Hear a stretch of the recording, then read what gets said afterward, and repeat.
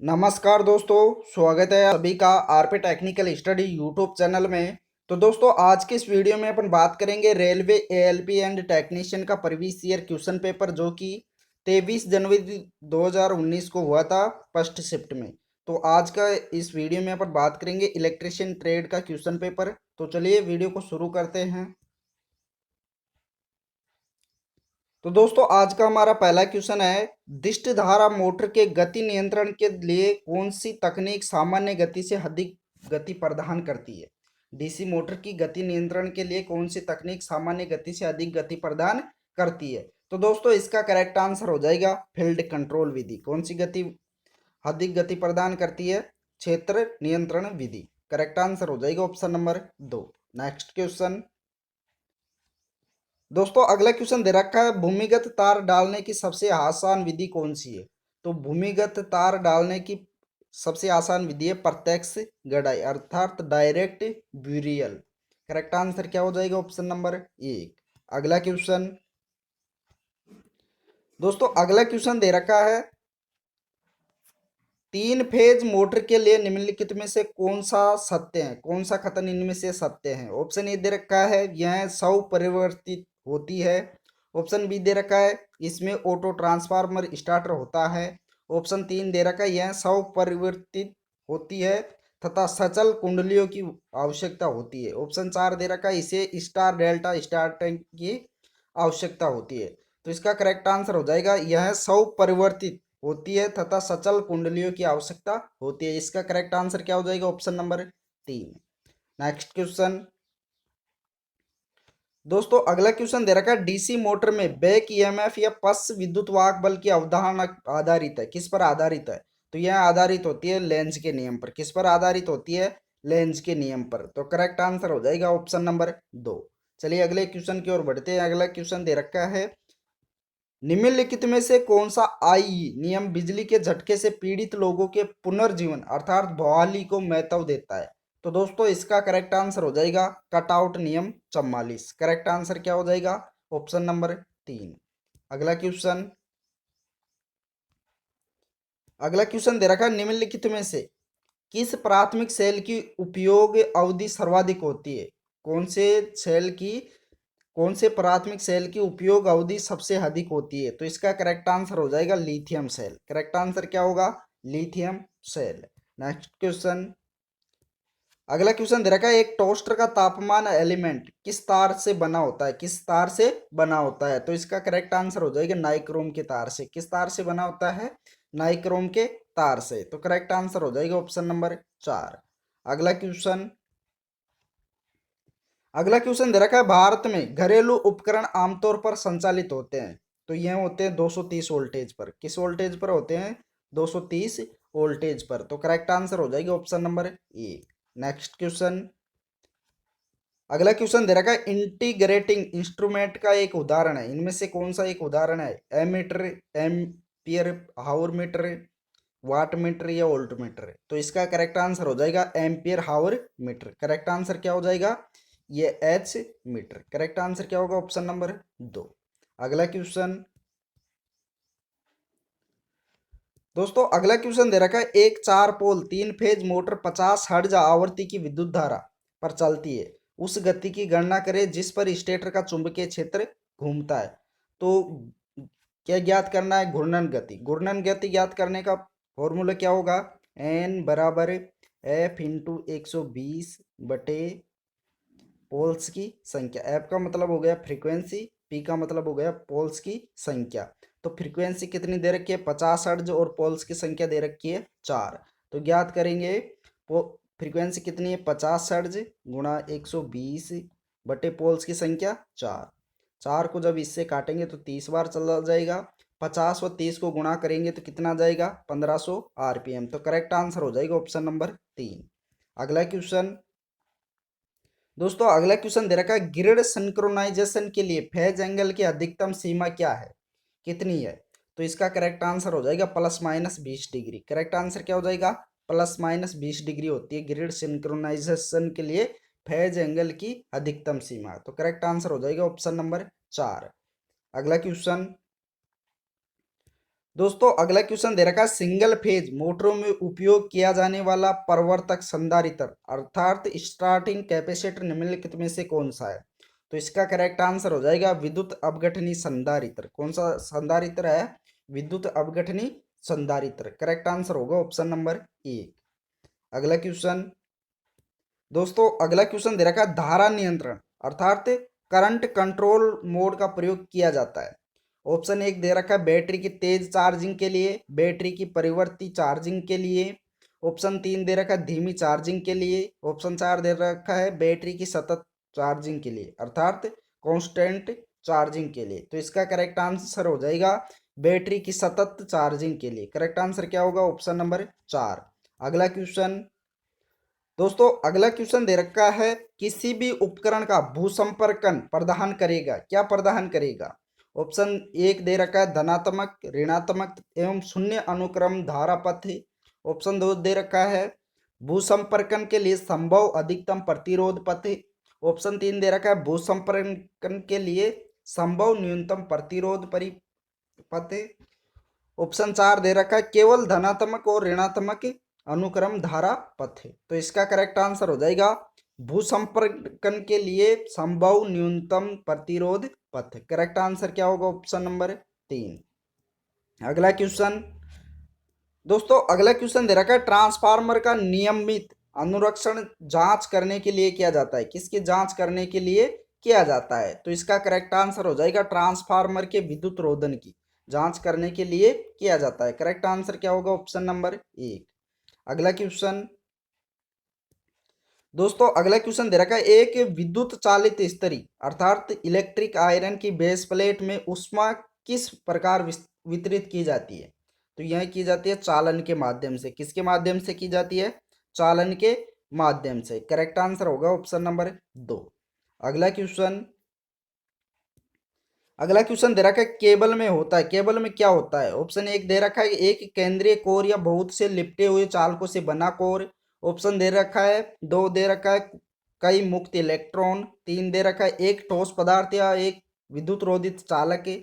Option number चार दे रखा है एक ही प्रकार के दो या दो से अधिक चालकों का एकल विद्युत रोधी चालक तार। तो इसका करेक्ट आंसर क्या हो जाएगा?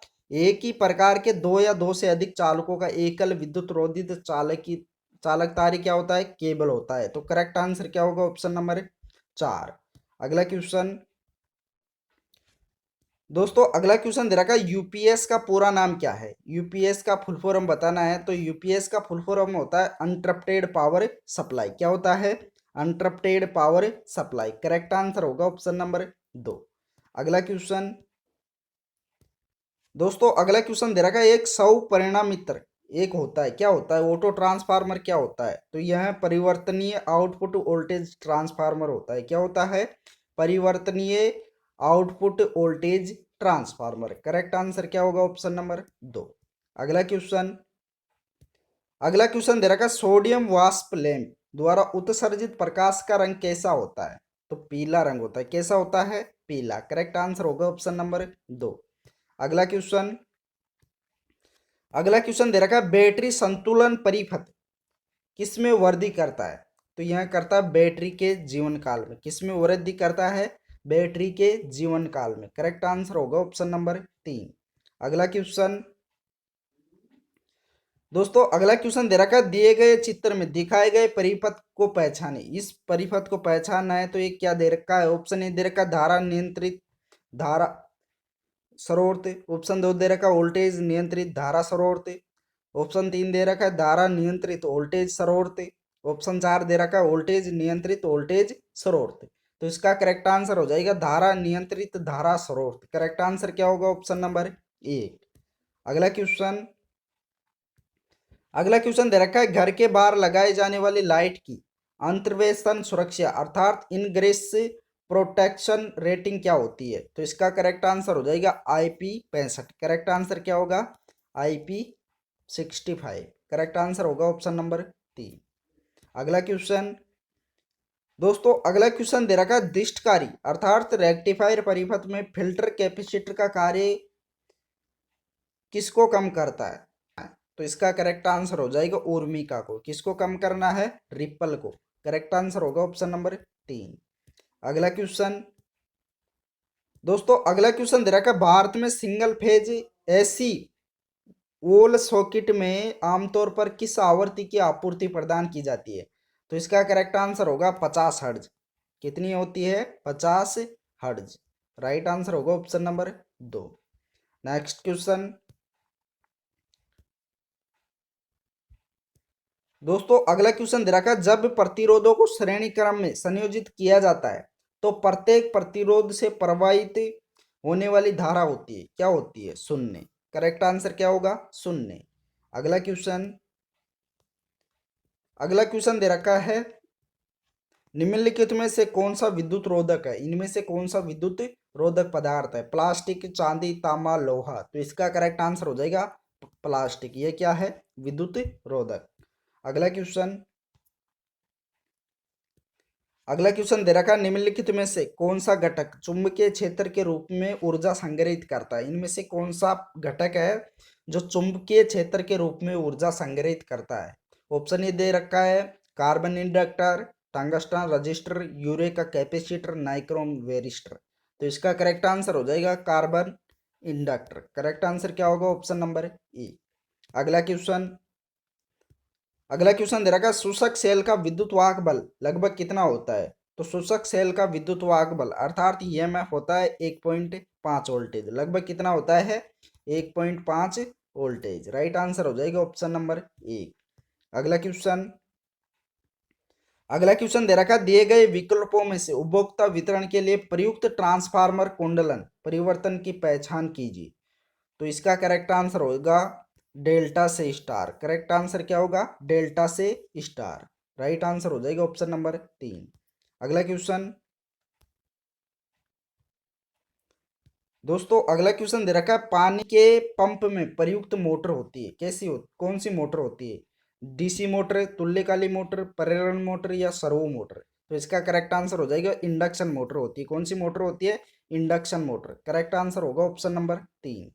अगला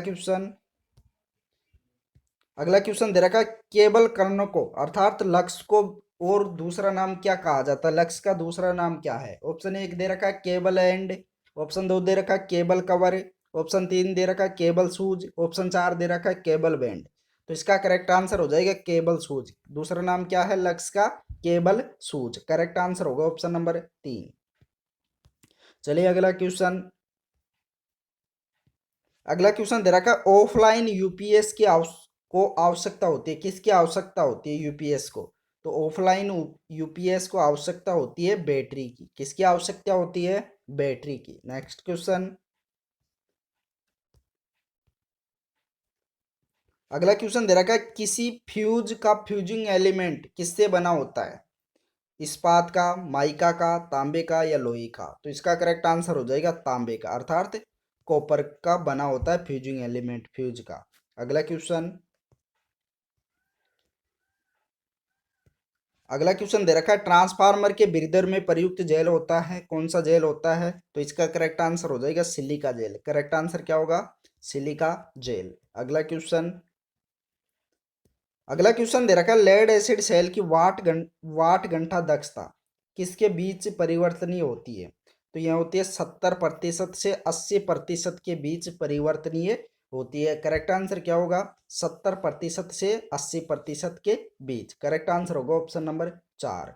अगला क्वेश्चन अगला क्वेश्चन दे रखा है 10 एम्पियर की धारा को 10 ओम के प्रतिरोध से प्रवाहित किया जाता है तो उत्पन्न ऊष्मा कितनी होगी? क्या ज्ञात करना है? पावर ज्ञात करना है। पावर ज्ञात करने का फॉर्मूला क्या होगा? आई का स्क्वायर इंटू आर।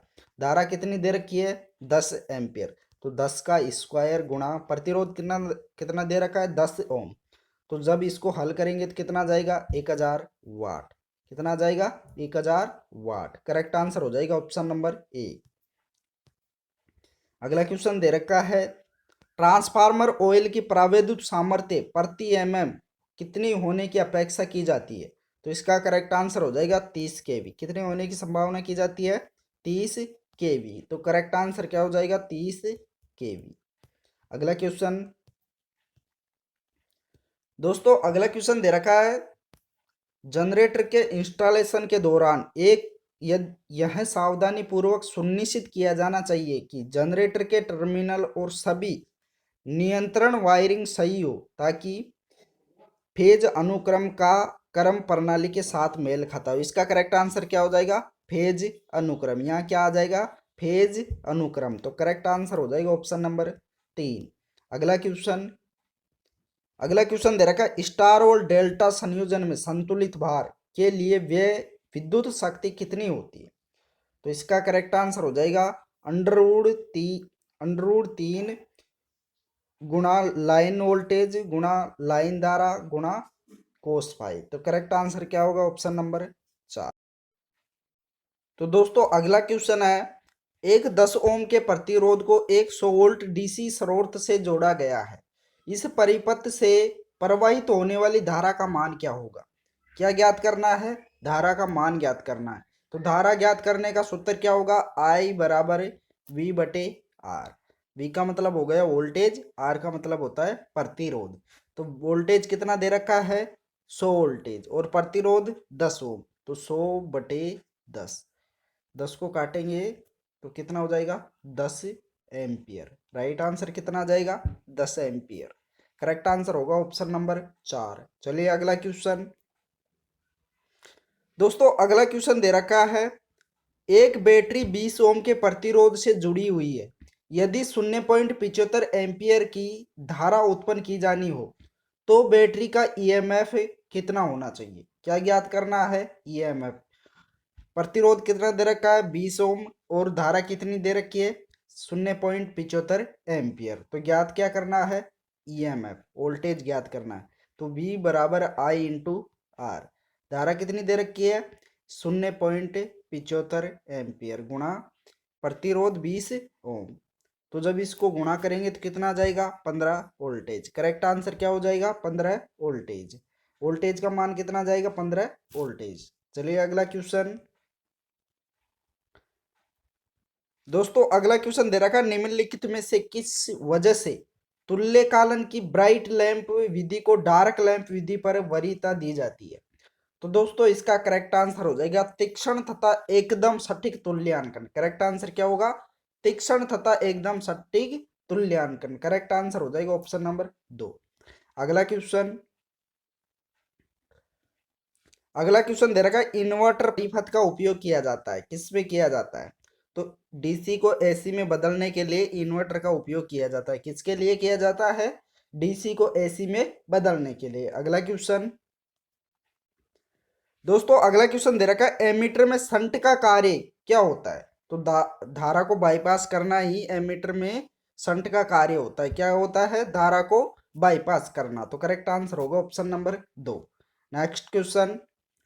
दोस्तों अगला क्वेश्चन दे रखा है, एकल फेज प्रेरण मोटर में संधारित्र का कार्य है, क्या कार्य होता है? तो स्टार्टिंग टॉर्क प्रदान करना ही कैपेसिटर का मुख्य कार्य होता है सिंगल फेज इंडक्शन मोटर में। करेक्ट आंसर क्या हो जाएगा? उच्च परिवर्तन आघूर्ण। करेक्ट आंसर क्या होगा? Option number 1।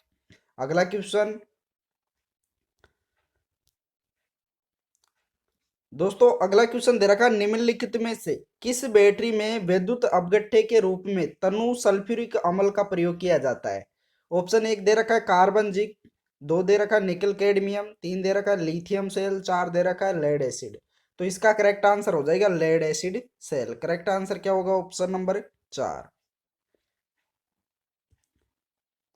अगला क्वेश्चन दे रखा है, एमपीसीबी का पूरा नाम क्या है? एमपीसीबी का फुल फॉर्म बताना है। तो एमपीसीबी का फुल फॉर्म होता है motor protection circuit breaker. Full form क्या होता है एमपीसीबी का? Motor protection circuit breaker. तो इसका करेक्ट आंसर होगा ऑप्शन नंबर 3। चलिए नेक्स्ट क्वेश्चन। अगला क्वेश्चन दे रखा है, डीजल जनरेटर की ओवर स्पीड से सुरक्षा किसके द्वारा की जाती है? डीजल जनरेटर होता है, उसकी ओवर स्पीड से सुरक्षा किसके द्वारा की जाती है? तो इसका करेक्ट आंसर हो जाएगा गवर्नर द्वारा। किसके द्वारा की जाती है? गवर्नर द्वारा। करेक्ट आंसर होगा ऑप्शन नंबर 2। अगला क्वेश्चन। अगला क्वेश्चन दे रखा है, ओम का नियम निर्दिष्ट करता है, क्या करता है? तो यह करता है I बराबर V/R। क्या करता है? आई बराबर वी बटे आर, एक नियम करता है वी बराबर आई इंटू आर, एक होता है आर बराबर वी बटे आई, तीसरा होता है आई बराबर वी बटे आर। तो इसका करेक्ट आंसर क्या हो जाएगा, आई बराबर वी बटे आर, ऑप्शन नंबर 2। अगला क्वेश्चन, अगला क्वेश्चन दे रखा है ऊर्जा मापी अर्थात एनर्जी मीटर में फ्लक्स का परिमाण क्या बदलता है। तो यह असामान्य धाराओं एवं वोल्टेज की वजह से बदलता है। किसकी वजह से बदलता है, असामान्य धाराओं एवं वोल्टेज की वजह से। तो करेक्ट आंसर होगा ऑप्शन नंबर 2। अगला क्वेश्चन, अगला क्वेश्चन दे रखा 100 परिणामित्र अर्थात ऑटो ट्रांसफार्मर में क्या होती है। तो इसमें एक ही वाइंडिंग होती है, इसमें क्या होता है, एक ही वाइंडिंग होती है। तो करेक्ट आंसर होगा ऑप्शन नंबर 1।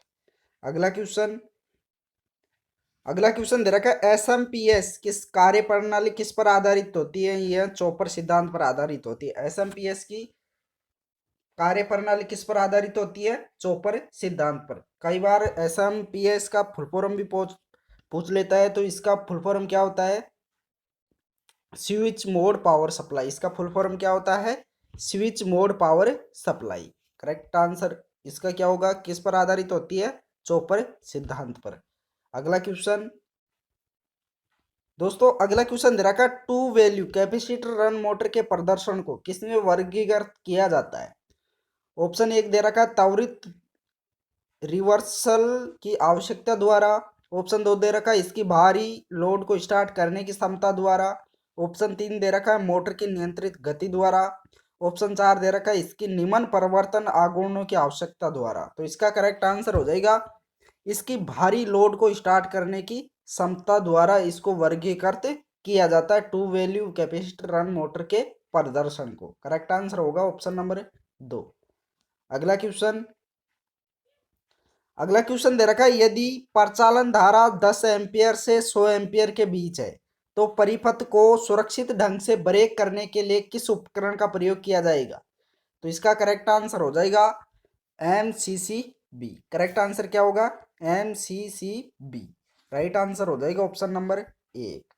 इसका फुल फॉर्म बोले तो moulded case circuit breaker. Full form क्या होता है MCCB का, moulded case circuit breaker. Correct answer होगा ऑप्शन नंबर 1। अगला क्वेश्चन, अगला क्वेश्चन दे रखा है जब किसी चालक विलयन से विद्युत धारा प्रवाहित होती है तो विलयन के रंग में परिवर्तन होता है। तो यह क्या दर्शाता है, तो यह क्या दर्शाता है, धारा का रासायनिक प्रभाव। क्या दर्शाता है, धारा का रासायनिक प्रभाव। तो इसका करेक्ट आंसर हो जाएगा ऑप्शन नंबर 2। अगला क्वेश्चन, अगला क्वेश्चन दे रखा है भारत में, भारत के घरों में सिंगल फेज सप्लाई वोल्टेज किस रूप में होता है, किस रूप में होता है। ऑप्शन ए दे रखा है RMS वोल्टेज, ऑप्शन 2 दे रखा है स्पंदित वोल्टेज, 3 दे रखा है शिखर से शिखर, 4 दे रखा है DC वोल्टेज। तो भारत में सिंगल फेज सप्लाई वोल्टेज किस रूप में होता है, RMS वोल्टेज में। किस में होता है, RMS वोल्टेज में। करेक्ट आंसर होगा ऑप्शन नंबर ए। अगला क्वेश्चन दे रखा है ट्रांजिस्टर डैश में एम्पलीफायर के रूप में कार्य करता है। किसके रूप में कार्य करता है, तो इसका करेक्ट आंसर हो जाएगा एक्टिव क्षेत्र में। किस में करता है, एक्टिव क्षेत्र में। करेक्ट आंसर होगा ऑप्शन नंबर 3। अगला क्वेश्चन, अगला क्वेश्चन दे रखा 4 बिट के समूह को क्या कहा जाता है। तो 4 बिट के समूह को निब्बल कहा जाता है। क्या कहा जाता है, निब्बल। करेक्ट आंसर होगा ऑप्शन नंबर 1। अगला क्वेश्चन, अगला क्वेश्चन दे रखा है अंत ध्रुवी अर्थात इंटरपोल वाइंडिंग निम्नलिखित में से किसके साथ श्रेणी क्रम में संयोजित होती है। ऑप्शन एक दे रखा है फील्ड वाइंडिंग, ऑप्शन 2 दे रखा है योक, 3 दे रखा है पोल वाइंडिंग, 4 दे रखा है आर्मेचर वाइंडिंग। तो दोस्तों इसका करेक्ट आंसर हो जाएगा आर्मेचर वाइंडिंग। करेक्ट आंसर क्या होगा, ऑप्शन नंबर 4। अगला क्वेश्चन, अगला क्वेश्चन दे रखा ISI कोड के अनुसार भूसंपर्कन संयोजन के लिए प्रयुक्त तार का अनुशंसित रंग है। भूसंयोजन तार अर्थात अर्थिंग के लिए कौन सा तार अनुशंसित है। तो इसका करेक्ट आंसर हो जाएगा हरा कलर। करेक्ट आंसर क्या होगा, ऑप्शन नंबर 1। अगला क्वेश्चन, अगला क्वेश्चन दे रखा सोल्डरिंग के लिए तापमान की सीमा क्या होती है।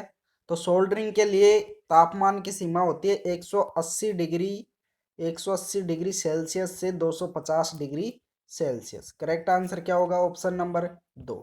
राइट आंसर क्या होगा? Option number 2। चलिए नेक्स्ट क्वेश्चन।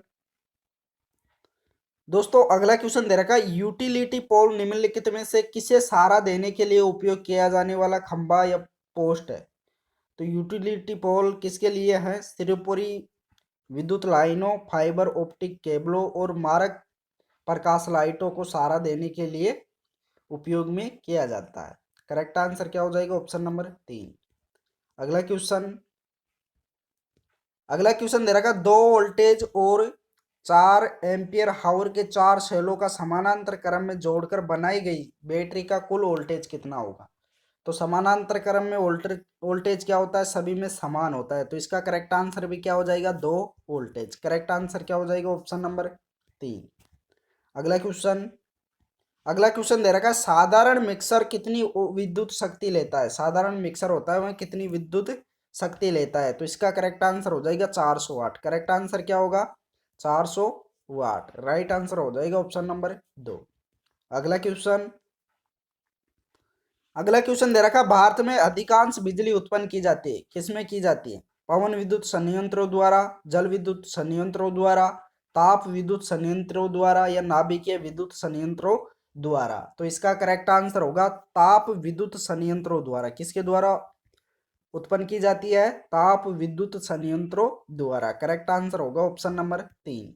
अगला क्वेश्चन। दोस्तों अगला क्वेश्चन दे रखा है, डीसी जनरेटर में ध्रुवों की संख्या और आर्मेचर चालकों की संख्या नियत होती है। निम्नलिखित में से कौन सी कुंडली अपेक्षाकृत उच्च विद्युत वाहक बल प्रदान करेगी? तो इसका करेक्ट आंसर हो जाएगा वेव वाइंडिंग। करेक्ट आंसर क्या होगा? तरंग कुंडली। करेक्ट आंसर होगा ऑप्शन नंबर 3। अगला क्वेश्चन। अगला क्वेश्चन दे रखा है, निम्नलिखित में से कौन सा बल का मात्रक है? इनमें से बल का मात्रक कौन सा है? तो बल का मात्रक होता है न्यूटन। क्या होता है? न्यूटन। करेक्ट आंसर होगा ऑप्शन नंबर 1। अगला क्वेश्चन।